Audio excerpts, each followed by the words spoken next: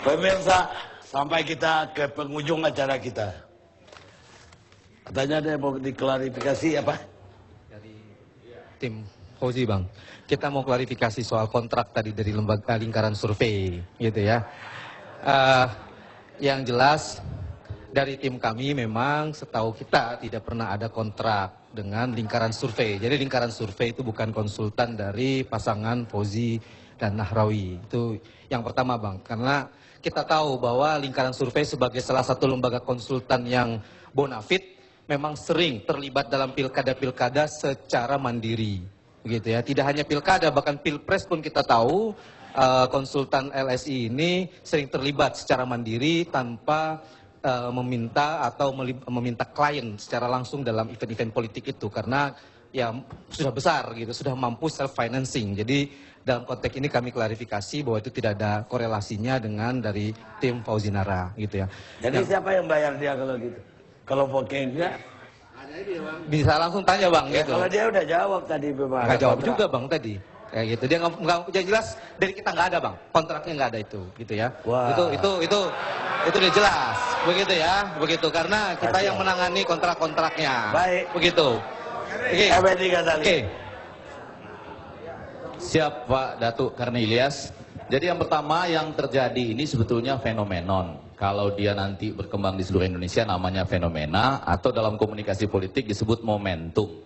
Jadi artinya dia terjadi lebih dulu, induktif, baru kemudian para pakar ini mencari-cari apa pembenarannya. Jadi tadi kalau ditanya ke Pak Jokowi, benar juga dia nggak tahu gitu. Sama kalau ditanya ke Bang Foke pun, dia sebetulnya senyum-senyum nggak begitu tahu juga sebetulnya. Para pakar pun kalau mau jujur, kita juga waktu itu menghadapi ini khusus, lalu kita coba cari-cari apa yang secara ilmu itu induktif bisa untuk menjelaskannya. Jadi kalau tadi kemudian ada pembenaran-pembenaran misalnya hasil survei dan lain-lain, ya kalau hasilnya seperti itu. Kalau hasilnya berbeda nggak bisa ngomong seperti itu kan, kira-kira begitu ya. Nah tetapi katakanlah kalau puncaknya tadi disebut personalitas tanpa program, maka dalam personalitas langsung poin pertama misalnya style. Ya kan, ketika style itu dilakukan, ada perbedaan dua. Yang satu memilih tidak cuti, sehingga akhirnya kemana-mana lebih banyak pakai baju dinas. Sementara yang satu pakai baju kotak-kotak, itu kan pilihan. Nah, pada bagian lain misalnya, ada style dengan gaya marah-marah, yang sampai beberapa hari terakhir, itu belum bisa diperbaiki. Ada wartawan yang dibilang, mata Anda kemana, kira-kira begitu ya. Nah, kalau marah-marah ini ada, saya khawatir Bang Karni, jangan-jangan lembaga surveinya juga takut untuk melaporkan yang sesungguhnya. Ini masalah nih. Jadi kan lembaga survei itu punya dua fungsi. Yang pertama eksternal, menyampaikan kepada publik. Dan yang kedua internal. Yang internal ini nggak boleh bohong, betul kan? Jadi jangan sampai ke internal bohong, kasihan. Satu rombongan tim sukses itu nanti jadi salah semua. Karena justru tim surveinya mengatakan, kalau saya nggak keliru, H-1 saya dapat info masih yakin 50,9. 50,9 sudah selesai itu semua misalnya gitu ya. Jadi ini penting sekali. Nah terhadap teman-teman lembaga survei ini kan ada dua macam. Kalau di Amerika ada yang namanya misalnya Pew Research Center dan Rasmussen tidak pernah menjadi konsultan. Seumur hidupnya hanya menjadi pollster saja. Dan ini yang paling akurat dalam dua pemilihan terakhir di Amerika. Nah sementara kalau Anda jadi konsultan, Anda itu waktu mengumumkan harus sebutkan. Kami lembaga ini, hasil kami seperti ini, tapi kami konsultan loh untuk Bapak ini gitu. Nggak apa-apa, itu boleh diumumkan. Nah banyak hal-hal lain dalam momentum ini yang sepertinya sulit dijelaskan, tetapi kemudian orang mengkait-kaitkan menjadi satu puzzle yang baik ya. Misalnya seperti ini, kalau menurut saya Bang Foke dan tim sukses, Bang Jokowi dan tim suksesnya perlu mengaturkan terima kasih yang besar kepada antara lain Babeh kita ini gitu ya. Karena apa? Jadi ketika 5 tim lain menyerang Foke, ada yang agak tajam dan langsung-langsung. Misalnya Babeh kita, ya kan nggak apa-apa dong, gayanya kan begitu gitu ya. Alex Nurdin misalnya gitu ya, kemudian yang Bantas berkumis dan lain-lain. Orang Indonesia menyadari, oh iya kita perlu perubahan, diucapkan secara nyata oleh mereka. Tapi ketika mengucapkan itu, agak lebih enak kita mendengar Jokowi yang mengucapkannya. Karena agak pelan dan agak tidak begitu tajam misalnya. Jadi Jokowi ini seperti mendapatkan limpahan bola muntah di depan gawang yang sudah dikocek oleh Babeh kita ini misalnya sedemikian rupa itu ya. Itu salah satu poin yang penting. Ya. Iya, betul, terima kasih banyak itu. Nanti mungkin dapat penghargaan lah Bapak kita ini gitu misalnya. Lalu ada juga persoalan money politics yang waktu itu sempat diungkap oleh ICW ya, yang kemudian ditampung juga oleh Panwaslu ya. Tidak berasal dari kedua pasangan ini sebetulnya, bahkan dikhawatirkan ada 1 juta orang sebagai tim sukses dengan angka berapa-berapa. Kalau itu terjadi, sebetulnya konstelasi suara bisa berbeda. Jadi jangan memandang konstelasi suara ini antara Bang Foke dengan Bang Jokowi saja. Ketika misalnya money politik itu jalan, akan berubah nih, yang di bawah misalnya yang 29% itu. Ternyata dari awal sudah dicegah sedemikian rupa. Lalu betapa cepatnya misalnya Jokowi bisa menjadi media darling dibandingkan Bang Foke misalnya. Jadi ini bukan soal kehumasan yang disampaikan sedemikian rupa, tapi sekali lagi momentum itu memilih Jokowi yang menjadi media darling. Kemudian kalau tadi menyambung Bang TB guru saya ini, bahwa pada soal program, walaupun mungkin sama-sama baiknya ya, saya nggak percaya bahwa kedua orang ini tidak bicara program. Mereka bicara program juga, tetapi Bang Jokowi lebih sering menunjukkan apa yang mau disampaikan. Kartu Jakarta Cerdas, Kartu Jakarta Sehat. Sementara pada sisi lain, ya teman-teman kita Bang Foke ini, untuk dapat surat keterangan tidak mampu aja, agak sulit tuh, harus bikin surat dulu gitu. Kalau dia bilang enggak, hari pertama saya jadi, Anda dapat ini nih. Keterangan apa Jakarta Cerdas, Jakarta Sehat dan lain sebagainya. Nah yang paling penting justru sekarang adalah ke depan. Saya khawatir putaran kedua ini akan jauh hebat, terutama karena persis seperti tadi nih, gaya dari teman-teman di Bang Foke dan Nara ini cepat sekali menyesuaikan. Wah penampilan di TV tadi itu luar biasa loh itu. Bang Datuk Karni Ilyas menyebar isu apapun, dijawab dengan penuh senyum dan ketawa-ketawa begitu ya. Tidak langsung dipotong loh, ditunggu selesai baru dijawab. Ini perubahan yang revolusioner. Isu yang digunakan oleh Bang Ruhut Sitompul, itu tadi luar biasa, betul ya. Walaupun mungkin bagi orang lain mulai mengatakan, ini agak abu-abu nih. Ini masuk black campaign apa enggak, misalnya gitu ya. Tapi artinya ya, kalau di kami komunikasi politik sebetulnya nggak bicara black campaign, disebut negatif campaign. Kasian dong, kalau yang bagus putih, kalau yang jelek hitam misalnya ya, enggak. Nah, dalam konteks yang seperti itu, ada persoalan lebih jauh, bahwa nantinya 2,9 juta, kira-kira begitu ya, 37% yang belum casting the votes itu, belum memberikan suara itu, apakah mereka akan ke Foke atau ke Jokowi misalnya, itu menjadi yang sangat penting. Tetapi kata kuncinya memang adalah selama ini momentum itu susah dilawan. Momentum itu, ya artinya momentum sedang ada di Jokowi loh, Pak ya, setuju ya, Babe, ngangguk-ngangguk setuju. Sekarang momentum itu sedang ada di sana, momentum itu susah dilawan dan masyarakat kita, terutama Jakarta ini maka disebut fenomenon yang bisa menular kemana-mana, sudah cerdas juga gitu. Nah khusus yang 2 putaran itu, yang diusahakan 2 putaran, rasanya itu tidak fair. Karena kalau kita lihat final Italia lawan Spanyol, kan main dulu. Kemudian Italia nggak bisa bilang, pemain kami Mota itu cuma main 5 menit, kemudian harus keluar. Kalau begitu diganti dong peraturannya. Mestinya nggak cuma 3, pergantian boleh 5 misalnya. Ya kan nggak bisa, itu nanti buat Piala Eropa selanjutnya. Sekarang Spanyol juara, Italia kalah, kira-kira begitu. Oke, cukup segera. UI, siapa juru bicara? Silakan. Cek. Baik, terima kasih. Assalamualaikum warahmatullahi wabarakatuh. Perkenalkan, saya Kevin. Saya perwakilan dari mahasiswa UI di sini. Pertama yang pasti saya ingin mencapai beberapa hal. Yang pasti di sini saya tidak akan menanyakan tentang suatu kasus ataupun tentang black campaign maupun negatif campaign, karena masing-masing pihak akan punya data yang mereka anggap benar. Dan mereka punya data itu sendiri. Yang pastinya begini, yang ingin saya ingatkan adalah Jakarta adalah ibu kota Indonesia, tapi dia masuk peringkat 14 kota yang paling layak dihuni di Indonesia itu sendiri. Padahal dia adalah ibu kota kita sendiri. Lalu saya juga pernah ngobrol dengan senior saya yang membaca tulisan bahwa masyarakat Jakarta itu dianggap seperti guinea pig. Itu adalah suatu binatang yang menjadi percobaan di suatu kota yang memang sudah semeraut seperti ini. Jadi kesimpulannya adalah, tidak akan pernah ada kata makian yang cukup kasar bagi mereka yang membiarkan rakyatnya disebut guinea pig. Lalu tidak juga akan ada hukuman yang cukup keras bagi mereka mengkhianati amanah masyarakat itu sendiri. Lalu kami juga ingin mengatakan bahwa, mengingatkan kembali bahwa jika memang program yang sudah dilaksanakan seperti ini sudah berhasil, logikanya masyarakat akan langsung merasakan hasilnya dan akan mendukungnya kembali. Itu logikanya. Lalu logika berikutnya adalah hanya ingin mengingatkan bahwa tadi seperti yang sudah diperdebatkan, Jakarta itu berbeda. Dia bukan kota, bahkan dia adalah sebuah ibu kota yang peraturannya pun khusus. Jadi mohon jangan diremehkan. Hanya ingin mengingatkan itu. Peringatkan berikutnya, sekali lagi maaf Bang Ani, bahwa kami di sini, khususnya mahasiswa UI, survei dan penelitian kami tidak bisa dikontrak dan tidak bisa dibeli. Dan kami pun akan terus mengawal pemerintahan dan juga akan berkata jika mereka melanggar janji dengan lantang, mana janji Anda? Baik. Terima kasih.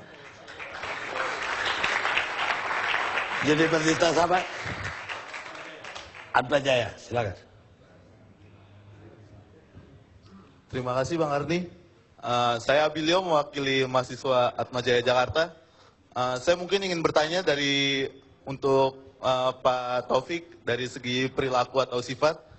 Mungkin secara 2 tahun terakhir ini yang kami tanggapi sifat-sifat sosok pemimpin yang sederhana, mendekat kepada masyarakat seperti mungkin Pak Jokowi, Pak Dahlan, seperti itu, sifat-sifat yang seperti itu. Apakah ini akibat dari masyarakat yang mulai bosan dengan sifat-sifat yang secara tegas, konkret, tapi tidak ada isinya? Apakah ini juga akan berakhir seperti misalkan masyarakat sudah bosan dengan sifat yang mungkin seperti Pak Jokowi, Pak Dahlan atau yang lain-lain yang secara sederhana, atau akan muncul sifat-sifat sebelumnya? Apa sifat seperti ini yang dicari masyarakat? Terima kasih. Baik, saya kira dia nggak perlu jawab karena Anda menginginkan jawabannya iya. Pak Ridwan. Terima kasih. Pertama, saya yakin dengan kesaksian tim SES Fauzi Bowo bahwa mereka tidak melakukan kontrak dengan pihak LSI. Saya mempunyai sumber yang sangat sahih bahwa Denny JA tidak hanya ke Eropa. Yang kedua, saya ingin Eropa ke Amerika? Tidak hanya ke Eropa. Oh. Oke. Saya ingin mengatakan mengenai SARA. Mengenai SARA, bagi kedua kubu sebaiknya jangan diangkat ke atas pentas. Kedua kubu kan? SARA. Jangan di atas, di mimbar, di podium, ya kan? Masalah ini sejauh yang saya monitoring bahwa Islam politis sampai saat ini belum ada pilihan. Mereka masih menimbang-nimbang dan itu adalah satu suara yang cukup penting. Dan sudah cukup banyak beredar desas-desus dan mereka tidak menggunakan media sosial media, ya kan? Mereka punya media sendiri dan itu akan berfungsi sekali pada bulan puasa karena banyak gathering di bulan puasa. Euforia kubu Jokowi itu pernah dialami oleh Pak Ruhut ketika Pak SBY menang. Itu waktu Pak Ruhut kan mengalami euforia itu waktu Pak SBY menang. Jadi ini juga merupakan satu amaran kata orang Malaysia bagi kubu Jokowi dengan euforianya itu, apakah dia tidak mengulang euforia yang pernah dialami oleh kubu SBY pada waktu itu.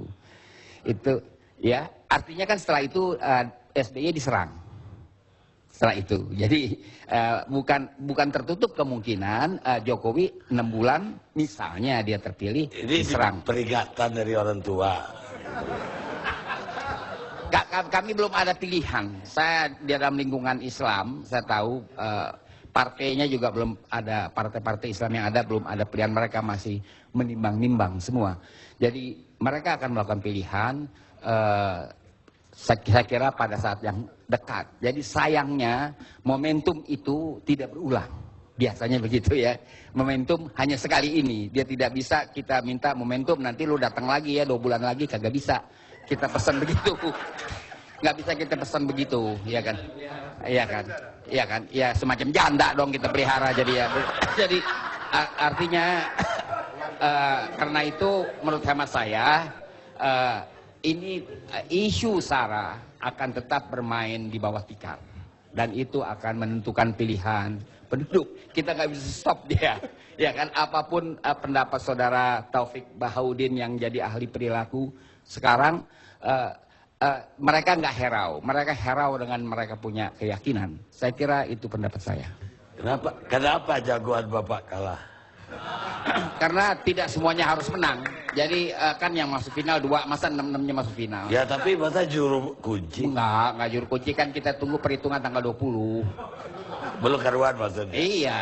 Jadi Bapak memang menolong kubu Jokowi waktu itu.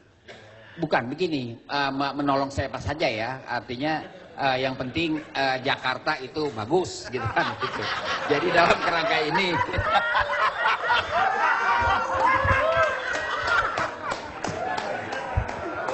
Terima kasih, Bung Karni. Dari sekian pembicaraan ada yang belum dibicarakan serius.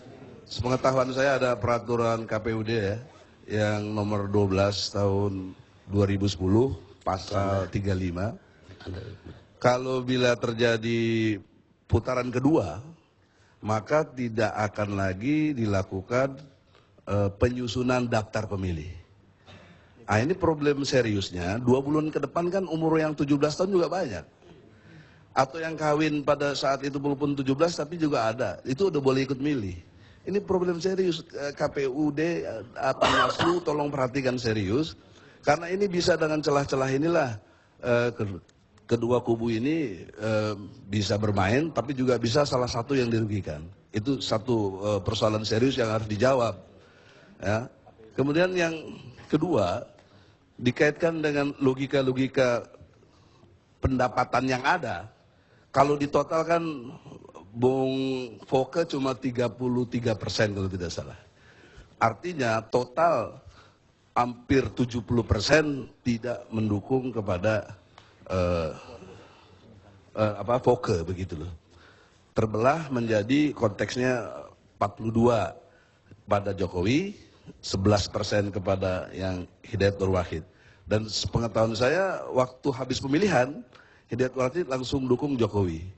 Jadi sebenarnya kalau pakai logika ini udah 52% itu, 53% Jokowi. Jadi sebenarnya supaya nggak buang uang lagi, 120 miliar loh Pak untuk yang putaran kedua ini kurang lebih. Itu tidak ngurangi hormat dengan teman-teman dari Foke dan Nara ini. Maksudnya tahu diri aja lah, lempar anduk selesai gitu loh. Jadi kita dari suara independen gitu. Oke. Ya. Sebentar. Ya, giliran saya nih ya. Ini Pilkada DKI memang dia daerah khusus. Jadi kemajemukan daripada penduduk DKI menentukan sikap. Selama ini penduduk DKI di angin sorga terus oleh seluruh jurkam. Semuanya berbicara baik dan sebagainya. Akhirnya apa yang terjadi?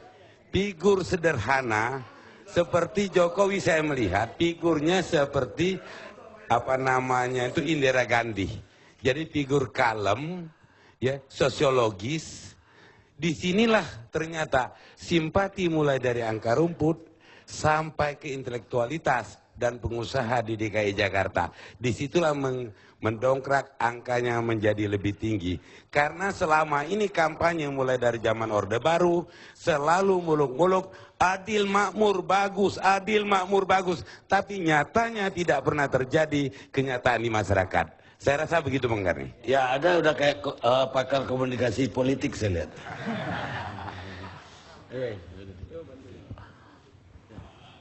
Ya, makasih Pak Karni. Saya cuma menanggapi, tidak ada politik pilkada, pilgub, pilpres yang tidak menggunakan politik money. Ada dan tiada itu pasti ada. Pertama. Kedua, gugat dan menggugat pasti terjadi. Persoalannya sekarang antara Bang Puke dengan Pak Jokowi ini di tengah jalan yang antara ibu kota dan daerah. Perasaan kita adalah bahwa otonomi daerah itu 32 2004 kita tidak bicara SARA. Jadi 32 2004 adalah putra daerah. Dalam tanda kutip putra daerah bukan Betawi. Mereka yang merasa dilahirkan apakah Cina, apakah Arab, apakah di luar daripada Jakarta, dia lahir di Jakarta, itulah putra daerah yang dimaksud dengan 32 2004 plus konstitusi UUD pasal 18 tahun 45. Artinya di undang-undang pemilu kada tadi mengangkat harkat martabat putra daerah, tapi ada satu cacat moral. yang dikatakan cacat moral dalam SK Gubernur 036. Yang dimaksud penduduk DKI adalah mereka yang terdaftar di Dukcapil dan di RT dan RW. Kalau itu tidak terdaftar, sah, tapi secara hukum dicalonkan, tapi cacat moral di tingkat RT dan RW. Persoalannya, RT dan RW tidak ada informasi melarang orang yang untuk datang ke Jakarta. Tidak ada masalah. Tapi budaya lokal hancur lebur. Contoh konkret, apakah bisa putra daerah Jakarta mencalonkan di Papua, putra daerah Jawa Tengah, ini akan terjadi asas presiden buruk dengan pemilu kada yang ada di DKI. Saya katakan, pemilu kada DKI 11 Juli 2012 cacat moral secara hukum tata negara. Baik. Terima kasih. Terima kasih. Saya membuat pendekatan dari segi budaya bahwa ini adalah sebuah fenomena apa yang selalu disebut dengan Vox Populi Vox Dei, culture shock. Budaya terkejut bahwa hari ini Jakarta dalam pemilihan gubernurnya sudah membuat satu gebrakan baru bahwa kita sudah tidak menginginkan lagi pemimpin yang eksklusif. Itu jelas. Kita harus akui itu. Kemudian suara rakyat adalah suara Tuhan. Dan kemudian kita melihat juga bahwa sesungguhnya figur yang muncul itu adalah figur antara sebuah kesederhanaan dengan cara-cara yang penuh dengan protokoler. Ini harus kita akui dan ini sebenarnya jauh sasarannya Bang Karni. Contohnya ILC ini sudah memberi petunjuk bahwa hari ini DKI seperti ini dan ILC menyumbang bahwa DKI tidak harus dipimpin oleh orang Betawi, begitu juga dengan Indonesia nantinya. Dan yang paling serius lagi adalah bahwa kita melihat justru suara golput itu adalah 37%. Dan karena itu, ini harus juga dicari alasan-alasan kita untuk merekrut ini. Maka kita sekarang berupaya membuat satu organisasi yang kita sebut dengan Suara Independen Rakyat Indonesia. Kebetulan Bung Egy presidennya, mudah-mudahan nanti presidennya Bung Egy dan Bang Karni. Baik. Main kali itu saja. Makasih. Pemirsa dimanapun berada, diskusi ini memang ramai, tapi ada yang perlu diingat, khususnya penduduk Jakarta, bahwa manusia itu paling banyak berbohong ketika berburu, perang, dan ketika pemilihan umum. Otto von Bismarck, negarawan Jerman. Kita ketemu AFC akan datang.